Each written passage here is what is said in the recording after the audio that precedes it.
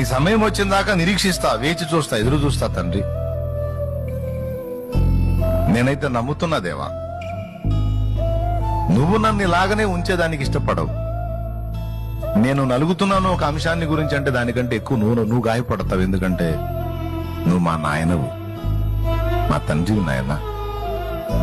మేము ఎంత ఏడుస్తామో అంతకు రెట్టింపు గాయం నీకు అవుతుంది. మేము నవ్వుతా సంతోషంగా ఉంటేనే నువ్వు హ్యాపీగా ఉండే తండ్రివి గాని, మేము ఏడుపులతో పెడబొబ్బులతో ఉంటే నువ్వు ఆనందపడేవాడివి కాదు కదా నాయన. మమ్మల్ని ప్రేమించే నాయనవు నాయన. నువ్వు ఇంత ప్రేమించే నాయనవై ఉండి ఈ గాయాన్ని, ఈ వేదనలని, ఈ శోధనలను అనుమతించావంటే ఏదో నా మంచికే కదా నాయన. పర్వాలేదు నాయన, పర్వాలేదు. ఒక్కోసారి బాగా వేదన కలుగుతుంది, తట్టుకోలేకపోతున్నాను. శక్తి నాయన, శక్తి నాయన.